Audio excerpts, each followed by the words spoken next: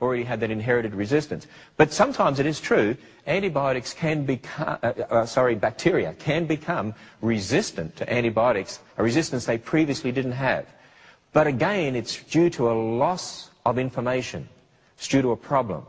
For instance, some bacteria get a mutation so they can't transport materials across their cell wall as well as they could, and so the antibiotic can't be taken across the cell wall, so it won't kill the bacteria, but that's because it now can't do something it previously could. That's how it gained a resistance. Or it might be that it produces an enzyme that breaks down an antibiotic into poisons to destroy the DNA, but if it has a mutation that stops it producing that enzyme, like one of the bacteria that they believe, the bacterium they believe forms stomach ulcers, this can happen. If it gets a mutation and stops it producing the enzyme, then it becomes resistant because it no longer breaks down the antibiotic to form poisons. Or in another instance, it can cause an overproduction of an enzyme to enable it to become resistant, but then it's using valuable resources and actually overall is weaker. There are many, many other examples we could talk about, but they have nothing to do with an increase in information.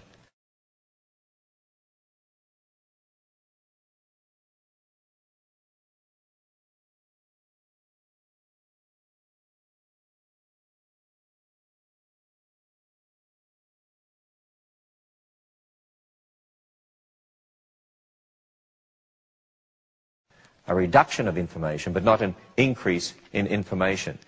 You know the reason we have mutations in the first place, mistakes occurring, is because of the curse, because sin and the curse.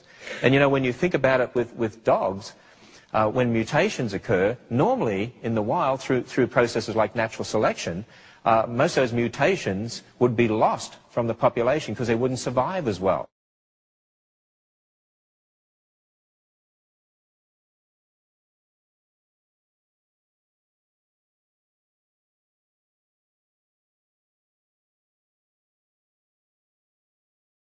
But you see, what we do artificial selection. You know, we look at dogs and say, oh, look at this dog, mean little dog here, and this mean little dog, and you breed them together, try and get a poodle or something like that. Or you say, wow, look at this dog here, has its jaw stuffed up into its face and its nose stuffed up into its face, and eventually you breed the bulldog. And I mean, let's face it, in the wild, the bulldog wouldn't survive very well, would it? You know, if you think about it, take a poodle. You ever seen all the mistakes that are in a poodle? I mean, these are just some of the mistakes in a poodle. Why would you want a dog like that?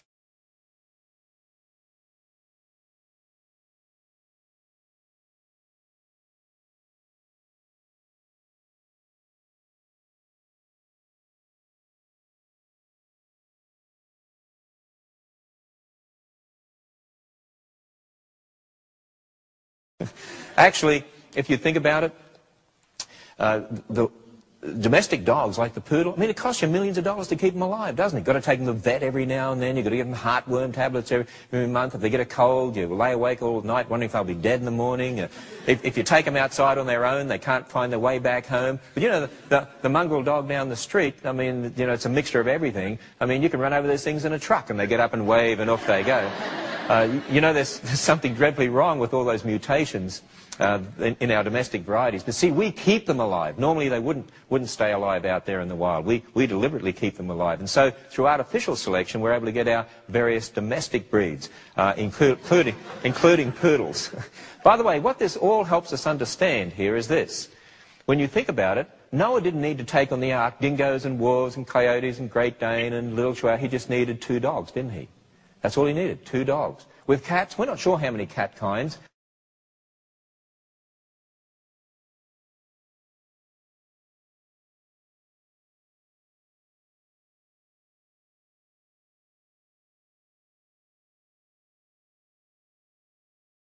If I'd have been on the ark, there'd be no cat kinds. They would have been overboard, but it's because I don't like cats, I guess. But anyway, sorry about that. I know you've probably all got cats, but with cats, some people suggest there might only be 1 cat kind, but maybe 2, maybe 3 cat kinds. But see, not hundreds of cat kinds.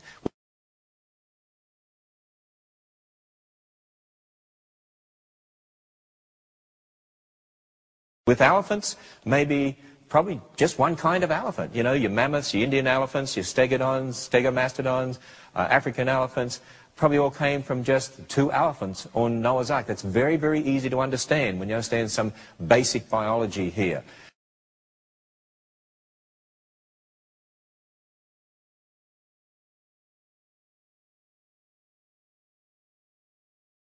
And so when you think about it, Noah didn't need near the number of animals we think on the ark. In fact, one of our researchers associated with the creation ministry, John Woodmarampe, has a book called Noah's Ark, a Feasibility Study, and in there he does a lot of research concerning kinds and the number of animals on the ark, and he comes to the conclusion probably less than 16,000 animals, fewer than 16,000 animals needed on the ark. That would have filled probably less than a third of the ark. There was plenty of room.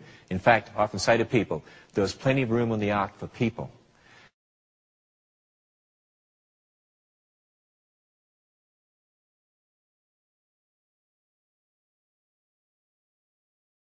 And they were out there when Noah was preaching, come into the ark to be saved, there's plenty of room.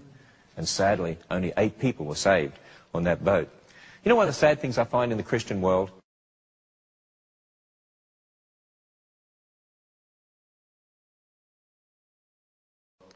There's a man called Dr. Hugh Ross, who is a progressive creationist. He believes in billions of years, believes in Big Bang, believes in a local flood. Because he believes in millions of years, he can't believe in a global flood.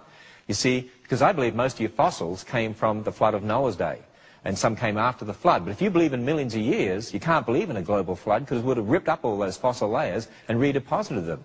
So if you believe in millions of years, to be consistent, like Dr. Hugh Ross, you've got to believe in a local flood. Because he believes in a local flood, therefore, he can't have creationists like myself explaining all the species, varieties of animals over the earth from those that were on board Noah's Ark. And so he actually accuses us in his books of believing in evolution because we believe in speciation.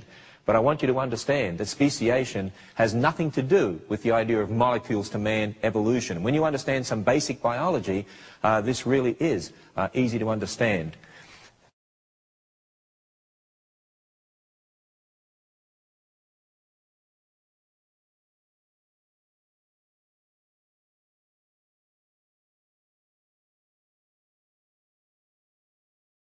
And you know, when you do understand speciation, you do understand natural selection, when you do understand the processes of genetics, it helps us in explaining something else as well.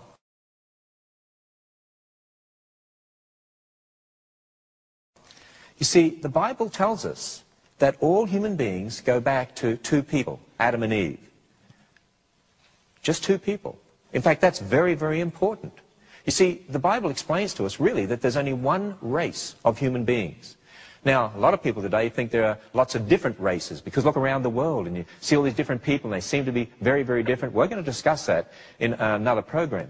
But I've had people say to me, now wait a minute, aren't there different races of people? And how do the different races of people come about if you only go back to one man and one woman? I know of Bible colleges that have taught that there was a race of men and a race of women to start with, because they say, how else can you explain, you know, the different people groups that we have around the earth?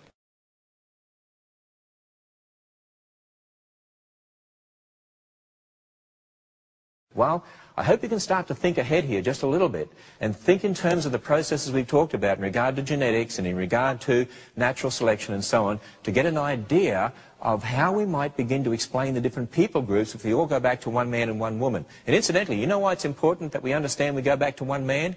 Only descendants of that one man, Adam, can be saved. Think about that. Only descendants of Adam can be saved, because Jesus Christ became a descendant of Adam. He's called the last Adam. He died for the descendants of Adam. He became one of us, of our blood. So it's only descendants of Adam can be saved. So therefore it's important to explain that we all go back to Adam and Eve. Now, just to give you a little way of thinking here, to jump ahead, how do we form our different varieties of dogs? Well, you take a population, you have to split them up, to get different combinations of information in separate groups.